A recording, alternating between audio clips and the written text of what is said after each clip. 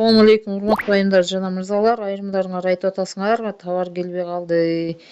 Поставщикке жазсак, жөнөткөнбүз барган деп атат дейт. Бирок мага келген жок, сиз алган жоксуз. Ошондо биз поставщикке магазинге жазсак болот, товар келген жок деп. Андыктан сиздерге акчасын кайтарып берет. Сөз кайтарып берет. Эмне кылабыз? Албетте биринчи бул мына домикте турат, албетте бул жакта батырманы басасыз дагы, анан жылдызчанын үстүндө 4 иероглиф турат. Ушуга басасыздар. Ошо басасыздар да мисалы могу кремди алсак, могул жакта Ф, биздин Фга окшош иероглиф турат, батырма. Ушул батырмага басабыз. Бул батырмага баскандан соң могу юаньдын белгиси турат, бул жакка басабыз, андан сүлөө мына дагы юаньда. Ушул батырмага басабыз дагы, анан экинчи батырмага басабыз. Экинчи батырмага баскандан кийин могу эң эле жогору жактагы иероглифтерге басабыз.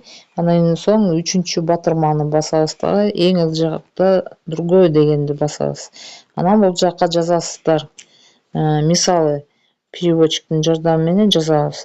Здравствуйте. Мой товар не пришел. Верните деньги. Деп жазасыздар дагы.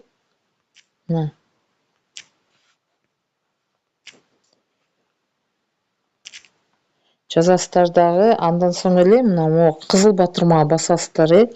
Албетте могу сиз короткон акча, мисалы меники ошо 3-8 юань болуп атат. Ошону виза карта менен төлөм жүргүзсөңөр визага жөнөтөт, бирок 1 айдын ичинде акча түшөт. Ал эми Alipay же WeChat менен болсо бат эле түшөт да, кээде Alipay'den сразу эле возврат кылышат акчаны.